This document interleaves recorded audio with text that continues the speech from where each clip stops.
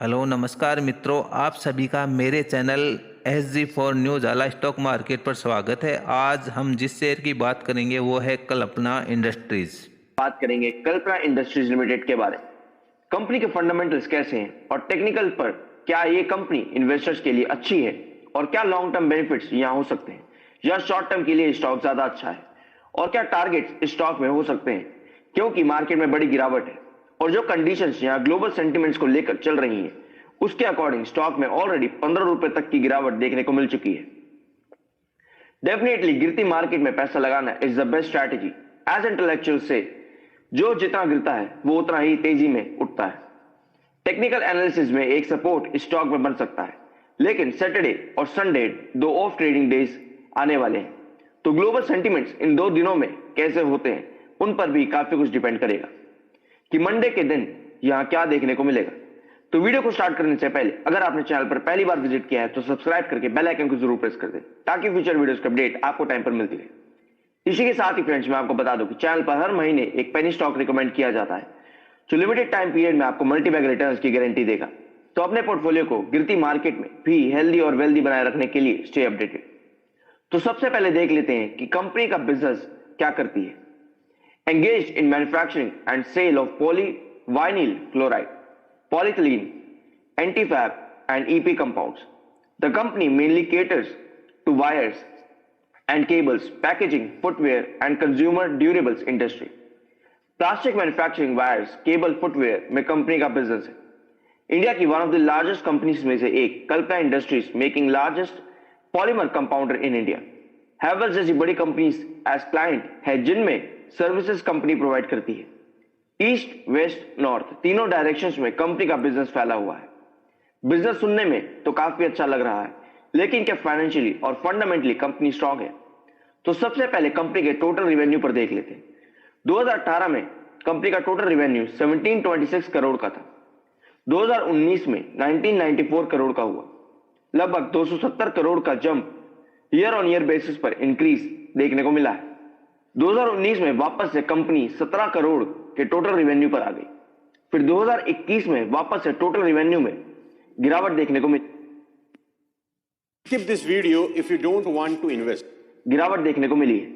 तो सबसे पहला ये पुअर इंडिकेटर हो गया है क्योंकि कंपनी का रिवेन्यू ग्रोथ में नहीं है। कभी ज्यादा रिवेन्यू कंपनी जनरेट करती है, कभी वापस से 3 साल पीछे कंपनी जा रही है। तो अब देख लेते हैं कि एबिडा यानी earnings before taxes, interest and depreciation company का कैसा है।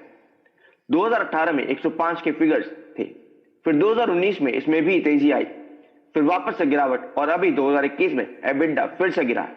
तो अभी ये एक और नेगेटिव पॉइंट हो गया। नेगेटिव पॉइंट किस बेस पर है वो मैं आगे बताऊंगा, तो वीडियो को बिल्कुल भी स्किप मत करना।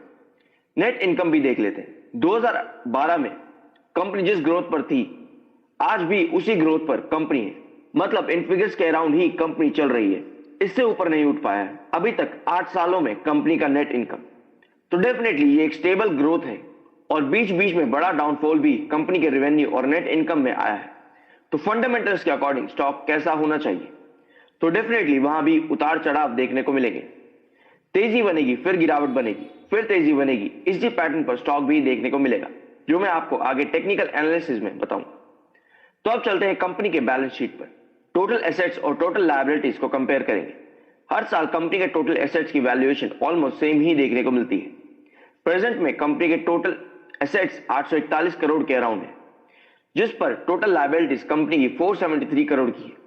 तो ये अच्छे फिगर्स हैं क्योंकि कंपनी पर लायबिलिटीज एसेट्स के ऑलमोस्ट आधी है, क्या ऐसा कह सकते हैं?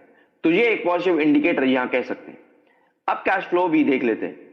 तो एक टाइम था जब कंपनी के हाथों में कैश फ्लो नहीं हुआ करता था, जिसकी वजह से इसमें डीमर्जर भी देखने को मिला। लेकिन 2015 में कंपनी के पास 95 करोड़ का कैश फ्लो था, जो कि ईयर ऑन ईयर इंक्रीज हुआ और 2018 तक काफी अच्छा कैश फ्लो कंपनी के पास था। लेकिन इसमें भी फिर से डाउनफॉल देखने को मिला है और 2021 के फाइनेंशियल ईयर में कंपनी के पास सिर्फ 18 करोड़ का कैश फ्लो बाकी है। तो यह भी एक नेगेटिव इंडिकेटर है। फंडामेंटल्स के अकॉर्डिंग एक पॉजिटिव इंडिकेटर कंपनी के एसेट्स और लायबिलिटीज के कंपैरिजन में देखने को मिला है और एक स्टेबल ग्रोथ नेट इनकम में है और ऑलमोस्ट 3 नेगेटिव इंडिकेटर्स इसमें देखने को मिले। तो फंडामेंटल्स के अकॉर्डिंग लॉन्ग टर्म के लिए ये स्टॉक बिल्कुल भी रिकमेंड नहीं करूंगा, लेकिन टेक्निकल चार्ट्स पर देखें तो शॉर्ट टर्म प्रॉफिट्स के लिए स्टॉक अच्छे रिटर्न्स दे सकता है।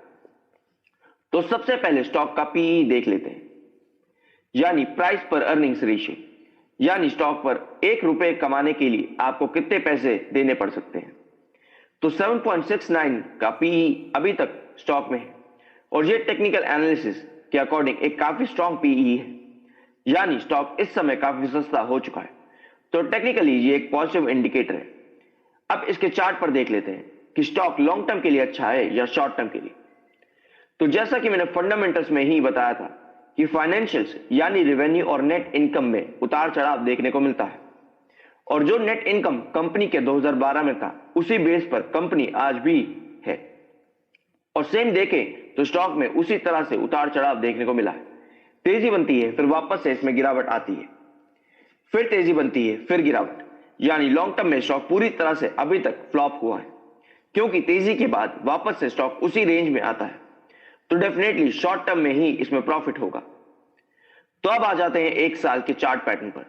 अगस्त 2021 से दिसंबर 2021 के बीच स्टॉक ने ऑलमोस्ट नेग्लिजिबल रिटर्न्स दिए हैं, और फाइनेंशियल्स में ही मैंने कहा था कि कंपनी स्टेबल है, तो स्टॉक भी इसी तरह से देखने को मिलेगा।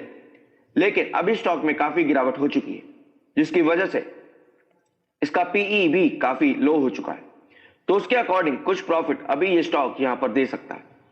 एग्जैक्ट 41 रुपए का एक सपोर्ट इसमें बना है, जहां से 2 बार स्टॉक ने बाउंस बैक दिखाया है। लेकिन मार्केट में अभी बड़ी गिरावट है, और एक दिन गिरावट और अगले दिन तेजी बनती है, तो डेफिनेटली ये सपोर्ट भी इसमें 2 सेशंस के बाद ब्रेक होता देखने को मिल सकता है, जिसके बाद नेक्स्ट सपोर्ट 35 रुपए से लेकर 36 रुपए 50 पैसे का देखने को मिलेगा, जहां से इसमें एक बुलिश रिवर्सल देखने को मिल सकता है।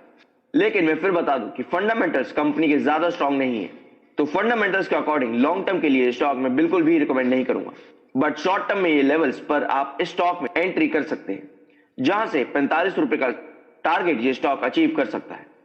बट कोई भी डिसीजन लेने से पहले अपना खुद का एनालिसिस जरूर करें। तो वीडियो को यहीं एंड करते हैं। अगर ये इन्फॉर्मेशन पसंद आई हो तो वीडियो को लाइक और शेयर जरूर करें।